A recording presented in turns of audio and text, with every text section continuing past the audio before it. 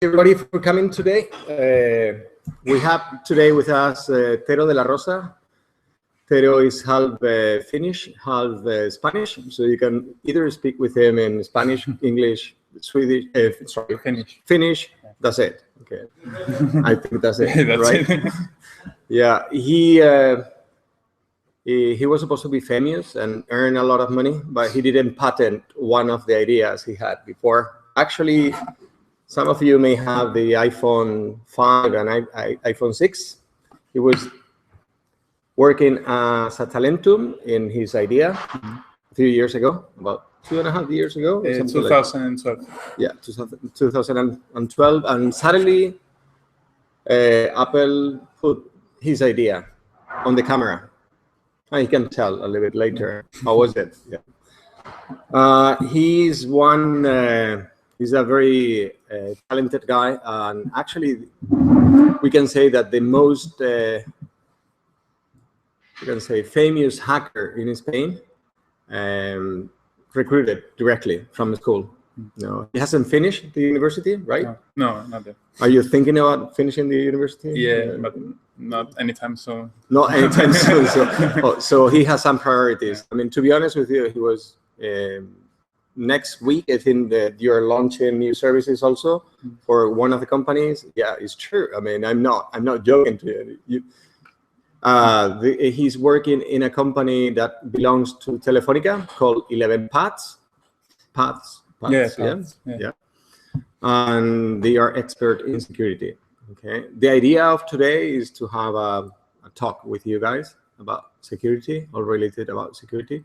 A few months ago, he was giving also some advice about the things we shouldn't be doing and the things we should be doing, about passwords and the way to prevent anybody to hack your network. So we don't have any presentation for you guys. The idea is to interact with you and have like a 10-15 minutes talk, and later on, move on to your projects. So go down so he can give you a little bit of advice on what to do and what not to do.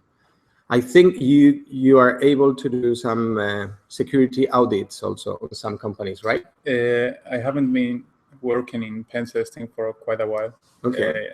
Those days are passed over. Informática 64. Okay. In Madrid. So you don't do that anymore, but no, not anymore. But you can give any hints about or any ideas. Sure, yeah. We have one of the companies we had in the first batch was suffering also about not doing things correctly, and we did a quick security audit, and we found out things that we didn't like. Those things violate some laws about LEOPD, you call it in Spanish, and if anybody could find what they were doing at that time, they were probably going to be suffering fines, and most probably some people can talk for them in the past. So you better be doing things right from scratch and not wait until you're big to do things. Okay, we block those holes, those security holes, and they are happy. I'm not going to be telling about who they were, but they were very famous.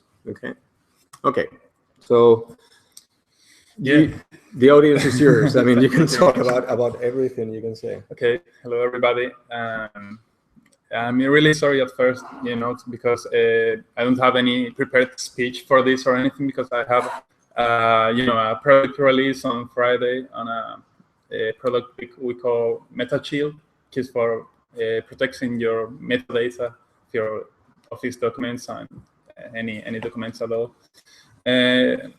Maybe I can talk about the products we have in our company a little later. First, I wanted to tell you how I got here. So I've been a computer security enthusiast since, 15 years old, 16 years old or so.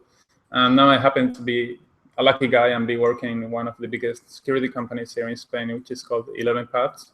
Our CEO is Chema Alonso, who is a really known person in the security area, at least here in Spain, but also internationally. And it all started for me, as Rafa said, in Momentum, which is a scholarship that Telefonica gives to university students. I had the luck to have my my project selected there, and what I did back in 2012 was a flash for mobile phones that used not only white light, but also mixes some other channels. In this case, RGB, red, green, and blue channels to get any color out of your flash.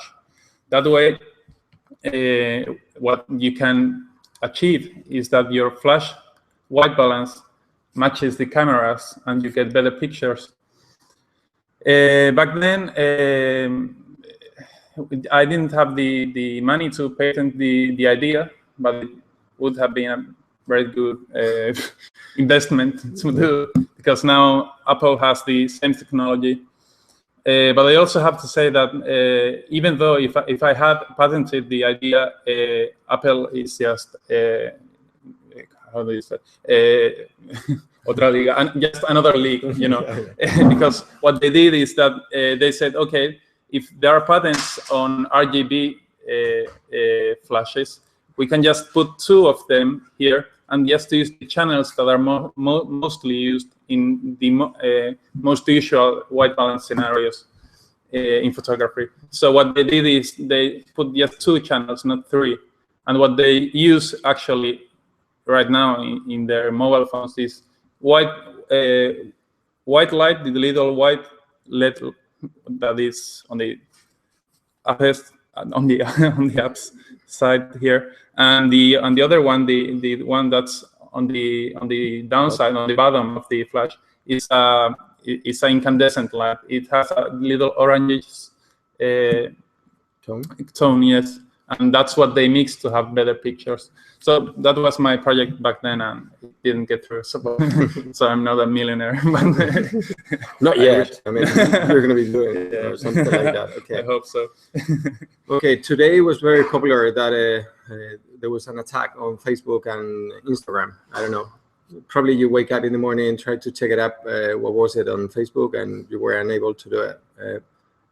Is there any way companies can protect from those attacks from hackers, or is it almost impossible to do it? I mean, talking about security.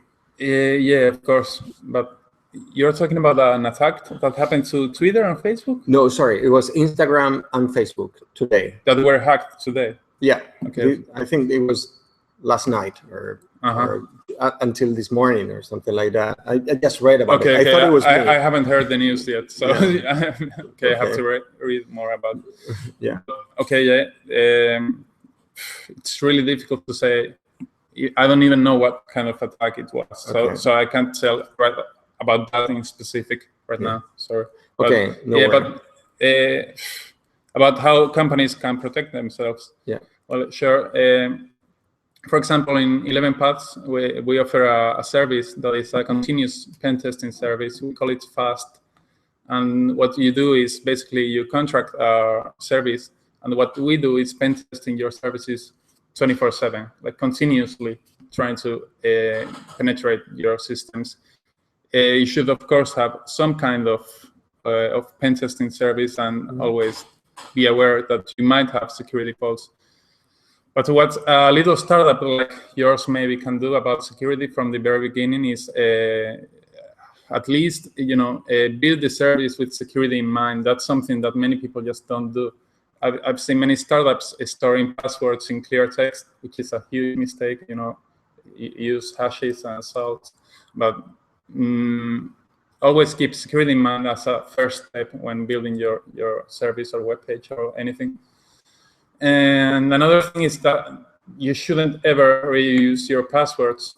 You should always have an unique password for every service, because if you use just one password for everything, and you say you have used one password for Facebook, and Facebook gets hacked, which is very unlikely, but another service, another maybe a more little service, like Meneame or some Spanish web page or something. If that page gets hacked and your password is used everywhere, what everybody does when the passwords get exposed is trying to use that in as many services as possible. And if you have the same password in PayPal, then you're screwed. And that's it. That's all about it. So don't ever reuse your passwords. So how do you do? I mean, you don't reuse, but you have at least 30 passwords that you need to be doing. So. Yeah, I use a password manager. I use Windows, so I use Password Safe. I can recommend that software. I don't actually know any of my passwords. So they're randomly generated strings, like 30 characters long, and I don't know any of them. When I have to use them, I get my Password Safe, which is the software I use, and just auto-type the password in. I'm using Mac, and I'm using 1Password. That I think is pretty secure, and it could sync also with your telephone. I mean, you can have everything stored, even credit cards and everything all together. So you recommend that to be done? Yeah, any kind of password manager. I'm not really a Mac guy, so I don't know about the Mac software, but any password manager that you may have, that's the thing. Okay. Okay, what other things you may recommend for a startup? As the second one, I always make backups. We have at least 5 cases of companies here in Malaga, actually, that have come to us in the past 3 months, telling us that their data, all their data from X years to nowadays, has been compromised by a Trojan called BitLocker. And what BitLocker does, it simply encrypts your whole system drive, and then asks you for money to decrypt it back. I know one of the companies, one of the 5 companies. It happened. I mean, they encrypt everything they have. They have the data about all the pointers you have, or the contact list, or everything. I mean, and what they do, they encrypt it and ask you for money. If you don't give the money, you will not have access to your own data. Okay. That's one of the worst things that can happen actually to you. So you should always. And actually, one of the companies that came to us, they had backups, but they were in the same machine that was compromised. So they also get encrypted with the Trojan. So that's not enough. You know, they should have your backups, do them monthly, and store this somewhere that isn't connected to the internet, for example. Okay. So what about using Amazon or Google developers or other cloud services as you may have? I mean, would you recommend to? Yeah, actually, well, it's the tendency nowadays that everything is moving to the cloud. In 11 Paths, we also use the cloud. We use Amazon, but it's just a preference. You know, you can use any Windows Azure. We also use that, but you can use any of them. Okay. Do they have any inbuilt security system you can be using? Actually, yes. What we like most about Amazon is that they have a built-in firewall for denial of service attacks. Okay. So if they try to flood your network with incoming packets, they automatically get dropped, and it doesn't affect your systems, which is a very nice feature about the cloud. And it's built in. Okay, what about using, do you know about fireware technology? Firewall, yeah. No, fireware. Fireware? Future Internet Ware. Yeah, sure. Not quite much. So. Not one much. Okay, there are some companies here using fireware. I don't know if you may have any general advice for them, because some of the data are open data. You make calls over the network, and I don't know the protocols. So do they use X25, or what are there? Is there anyone here who? Yeah, any of you?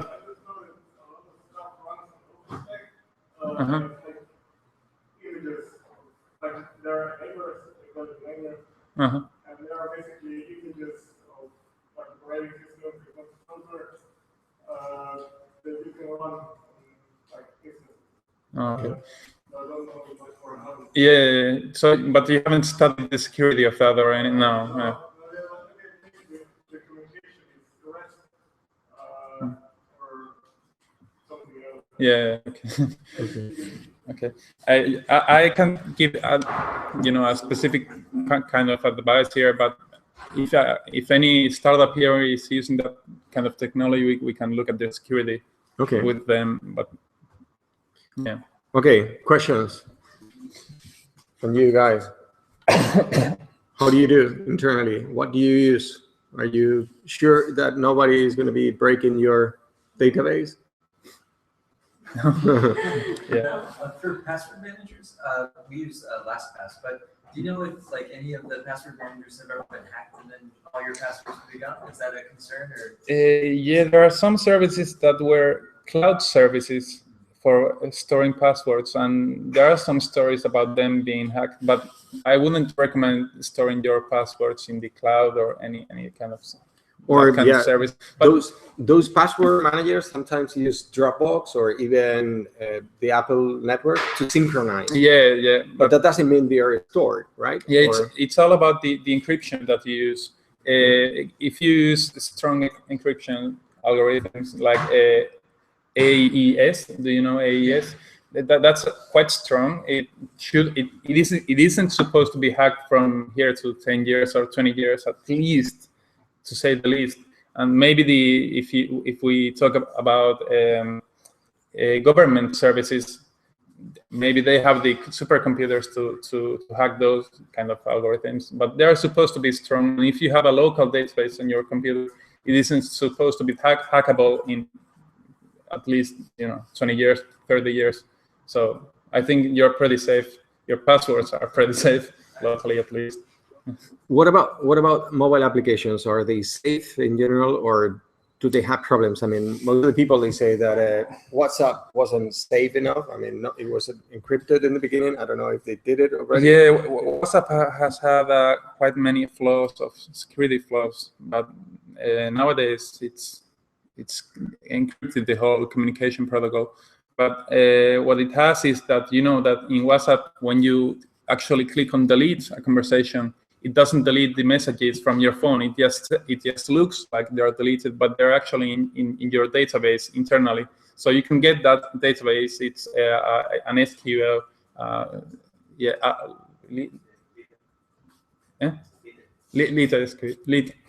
SQL database, and you can actually read them all from there. So it's not that it's unsafe, but it's simply a feature. They are stored there forever. Yeah. Until you. I remember a couple of years ago, your team was doing something very easy. It was an application you can store on somebody's phone, and they can send you all the WhatsApp's conversation and everything. I don't know if that is popular. Yeah, it's called. That's a service that we offered back when 11 Paths wasn't part of Telefonica. That was called Recover Messages. So we still have. And it's quite a bit of an income still, this service, so that you upload your database, we read the messages from them and get them back to you. That's a service that we have in Informatica 24. Okay. Is it still popular? I mean, is it that easy that someone stores? It's for heartbroken people, like. Yeah. For couples, for you couples. think someone is unfaithful to the other, so you set up that one and they do it. And that was pretty easy to do. We call it internally the Cornudo service. Okay. Sorry. You told us about using hash for password. Sorry, using? You told us about using hash for hashes. Yeah, sure. What are the other good practices we should use from the beginning as a startup? Yeah, just it's good as long as you don't store the passwords in clear text. Yeah, but I would like to know. That's a good hint. But what are the other good practices? Good practices. Yeah, simply hashing them. If you get a password, simply apply a hashing algorithm. So you apply. I'm talking not only about password. I'm talking about the website we are building right now. Oh, okay. Yeah. The least you can do is, after you have built a web page, at least use some kind of software. That there are many available that do a complete audit of your web page. There are shadow security. Shadow security scanner is one of them. There are Aconetics is another enterprise that does many scanners. So many of them are free. You should at least make one scan of your complete website. And if you have the money for it, then later on you can get someone to do a pen testing on your on your web page. So we're not used to cameras. Okay. Forget about that. It's mine. Yeah. Okay. So you do a pen test of that, and you ask for a company to do that for you. Yeah. How much does it cost? Well, it depends. Okay. It highly depends. You should ask for a price, but 10,000, 20,000 maybe. It depends Euros. on Okay. how big is the company, how is the web page, and so. Okay, that's a lot for a startup. Yeah, it's a lot actually. Yeah. So any I don't know. Yeah. Easy route of doing that. I mean, to try to get some sort of approval. Yeah. Of what you're doing is okay. Yeah. At least the developing team should have a look at the code and try to hack into it and try to figure out the ways that one could try to get into your service. Let's say it's simply, having security in mind from the very beginning. That's the most important thing.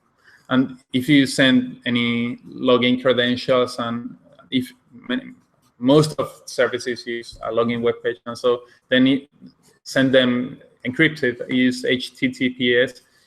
You have to invest in a certificate and so, but it's only, how much is it? $300 a year or so. But that's something that Facebook didn't have back a couple years ago. It didn't have HTTPS protection, so one could easily do a man-in-the-middle attack on Facebook sessions. So It really helped so much, like a couple of months ago. Yeah, like Heartbleed and stuff. Heartbleed, yeah. I know. Sorry, I didn't catch that one. Could you elaborate a little bit? No, well, there was a global vulnerability in the encryption system that, in general, X509 it's called, and the vulnerability was Heartbleed, and almost all of the certificates in the internet had to be renewed because of that vulnerability. Yes. Okay. Okay. But you recommend to invest into some HTTPS certificate. Yes. For your sure. web page. Okay. Actually, about Heartbleed, that's something you can't really do anything about preventively. You have to react to that security. So, yeah.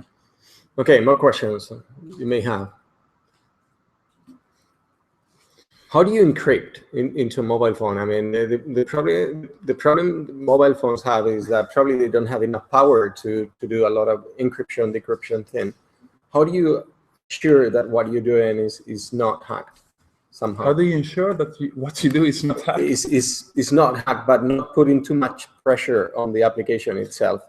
Well, how do you do that? Well, nowadays all mobile phones have enough power. Enough CPU cycles to do basic encryption and decryption. So it's not an issue. No, it's not really an issue. No way.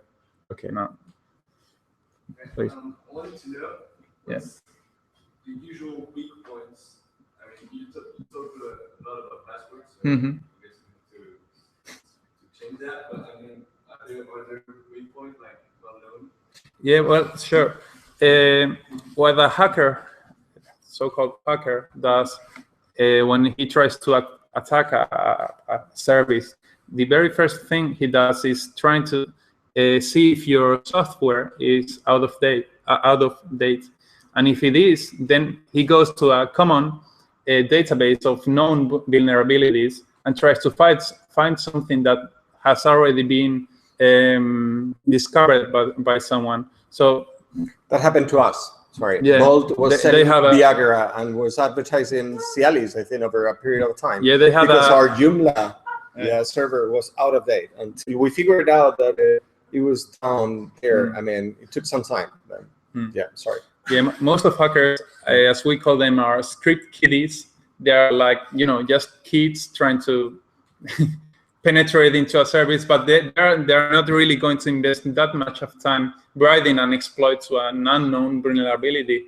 They are rather just trying to fetch a known issue and a known exploit for it and try to get into your system with some vulnerability that already exists. So keeping your software up to date is one of the most important things, of course. Yeah. What about the security thing of encrypting your web and then asking you for money? How are you able to protect yourself from that? Is there any way? Yeah, the BitLocker Trojan that we talked about. Yeah, I haven't studied the whole Trojan so deeply, but if you have backups, it simply shouldn't matter you that much. Okay. But how they got infected is something that I really don't know, because if you have an isolated web service running in the cloud, that doesn't get infected with that. What happened to them is that one of them was well, I don't want to say the company name or anything, but but they had the database running the computer of the secretary, and the secretary was at the same time maybe playing on Facebook some stupid game. So she gets infected from any web page. And that's something that you simply shouldn't do. You shouldn't have your data on the computer of a secretary. But that happens probably too many times to people that they are not very common in. That happens mostly to little startups and not big companies, because big companies don't do that. They have their servers and they're just for one purpose. It's for Yes.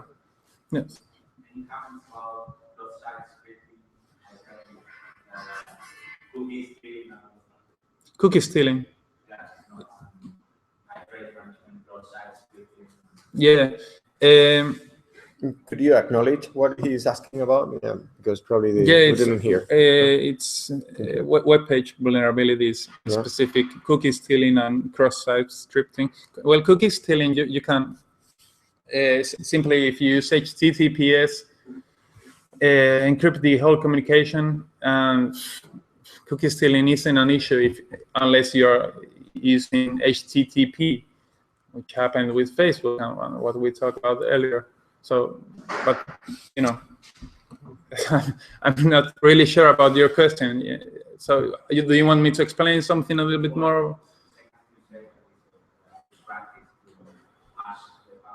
Yeah.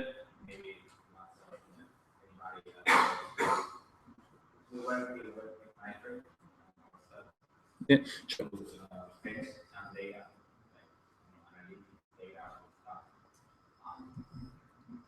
I heard that there are some issues related with those acts scripting that it was getting ignored and it's still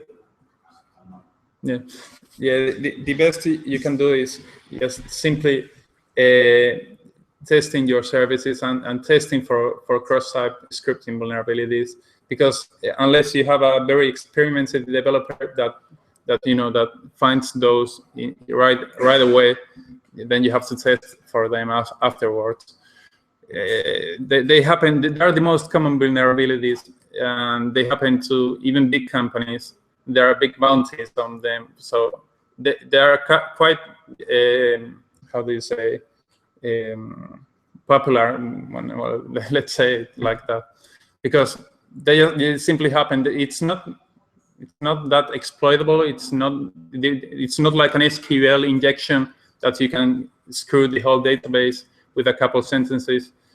It's not that critical, but you have to test for them afterwards, unless you're very experienced. Yeah. Okay. Yeah. Okay, Ludovic. Another question is, actually, as the hacker, what do you risk if you, let's say that there's a website, okay, that is really attractive, and you decide to go for it, okay, what do you risk? Is there a police collectors or Sure.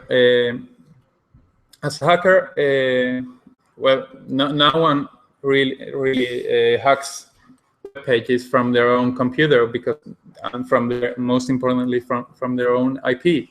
If you hack something from your own IP, then you're I don't know. The police is coming right away after you. what they usually do is they use VPNs, virtual private networks. They use the Tor network for encrypting their whole communication so that you don't know where the packets originate from. It's actually very hard to go after a hacker that uses those kind of services to hide himself. But the most famous hackers that have been caught is because of a human failure. You know, at some point, at some time, they simply forget to connect themselves to their security measures. But if you always religiously use VPNs and Tor network and don't connect from your own Wi-Fi, you go to Burger King and get to their Wi-Fi and hack from there. It's very, very, very difficult to catch a hacker that way. Okay. Yeah. What do you know? How far can NSA go? You know, like, into your computer? Yeah, to anywhere. I mean, can you protect from you know, maybe you have a strategic something very strategic, you know, in your company, you don't want even then you don't know whatever, you know? The NSA. Well, okay. We don't really know how much they're able to track it down. We know that they have been able to break into the Tor network, and also already. Okay. We don't know that how, you know, we don't know how probably they get you if you connect through Tor or anything. But I wouldn't use that if I really wanted to say anonymous for the NSA. But let's say at first that if the NSA is after it, then you have done something really big. You know, they don't get after any of us if we are normal internet users. But how far they can go, we really don't know. They are building big, really big computers, and we don't know how much computational power they have. But maybe they are cracking NSA, AES algorithms in the next few years or so. But also, there is one thing that really curious, that they do you know the software called TrueCrypt? TrueCrypt? No, it's a software used for encrypting your files in your computer. I think I have it. Yeah, in my computer. Yeah, you have it. Okay. Yeah, isn't it safe or? It was. Safe. We consider, well, quite everyone considered it safe until a couple of months ago. Back in 2014, now in maybe December or November, the NSA hacked. Well, they didn't hack into the page. They simply sent the FBI to get the page down. And what they did is that they built their own copy of TrueCrypt, and we don't know if they have introduced any malicious code there, but we think so. They have gone so far that they have gone after a software for encrypting your files that was considered secure, but we can't trust that anymore. So it goes that far. The NSA thing goes that far. Yeah, because I believe, you know, anything you do, you know, you're tracked by governments, especially the US government, you know. It's like the big brother of the world. Yeah. Okay. So you think you are safe? You encrypt it with TrueCrypt, and then suddenly you don't realize that you're giving the key also to the government to be able to open up that. Is it like that, or how I say? Or? Yeah, they have built their own software of TrueCrypt, a Trojanized version that is the only one available from the internet, from their webpage right now. Okay. So I use an old copy of mine that I have there and that I can trust. So okay, good. Good. Okay. So any more questions? Otherwise, we go directly to your projects and we sit with you. Okay, another one. Sí, yo sí, en mi trabajo sí.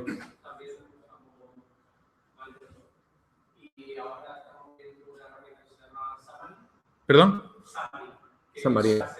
Ah, Xamarin, sí. Sí.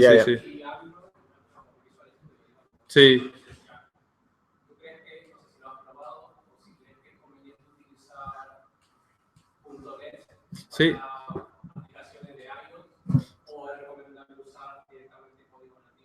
Sí, yo de hecho de Xamarin lo estuve viendo y no llegué a utilizarlo porque al final no tuve tiempo, pero realmente lo que estuve leyendo estaba muy bien y aparte de que no sé si sabes que la última noticia es que .NET, la versión 5, la van a hacer open source.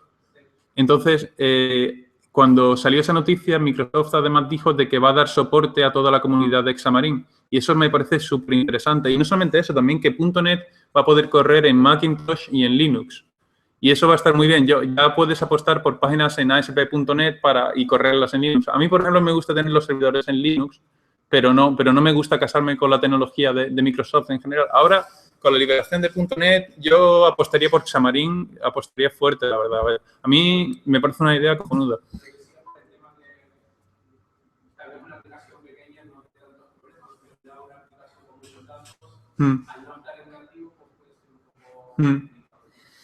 La verdad que como no he podido usarlo, yo hago sobre todo Windows Phone, pero en nativo obviamente porque no he podido usarlo, entonces no sé opinar hasta qué punto, pero viendo que tiene soporte oficial, yo al menos lo intentaría, vaya. Eso sí, tiene muy buena pinta, la verdad. Sí. Sí. Sí. Está muy bien, está muy bien. Okay, for any of you, Xamarin is an application that is able to provide you with, I believe it is native code to your phones, either Windows or you have iOS and Google, that's right? And you're using C#, isn't it? As the C#, sorry, as the way to program, right? So the question was, is it safe? Is it okay? We should be using or going into native? And apparently the answer is you can do it because Microsoft is going to be supporting full Xamarin, right? Or at least, there are some others like PhoneGap or some others also that we have here in Seville, some other companies. Okay, do you think those applications are okay for a startup that they don't have the capabilities of developing native applications? There are many other frameworks that actually simply encapsulate HTML5 and display that as an application, but that's not native code. Okay. If you have the developer team that already knows C#, I would really go with Xamarin and not any PhoneGap or what was the other names. There's another one called here is Radar Online. Also, it's a company that is based in Seville. They do the same.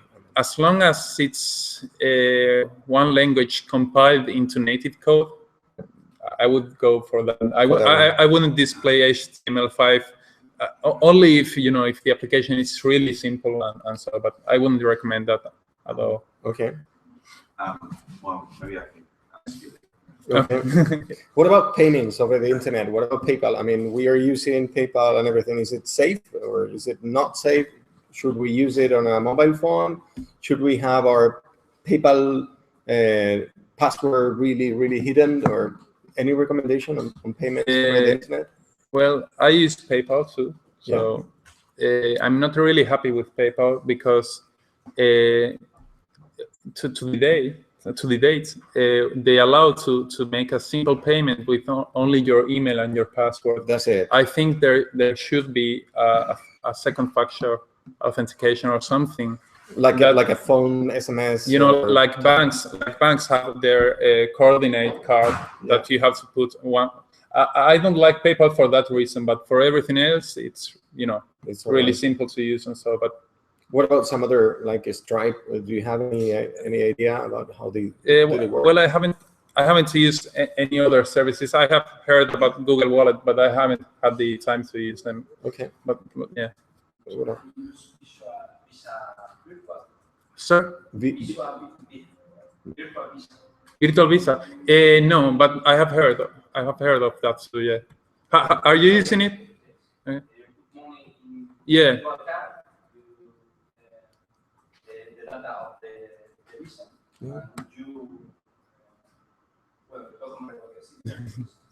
No, yeah. What I do is that I use a prepaid card here from my own bank. I use Unicaja, and they give me my normal Maestro card, and a prepaid MasterCard, I transfer the money that I'm going to use on the internet to that card and pay from there. If my card gets compromised or a hacker gets the card numbers, and so it doesn't have any money because I only put their money when I need it. Okay, that's a good trick. Yeah. I'm going to be using that one too. Right? So you're not compromising a credit card. You're always transferring money into a prepaid card and then using that over the internet. Yeah. Okay, I like that one. Yeah. Yeah, there are 2 ways. Yeah. Okay. Okay, so that's it. If you don't mind, we go directly to your websites and then what you're doing and gets into I'd like to see them. Yeah. Okay. Gracias. Gracias.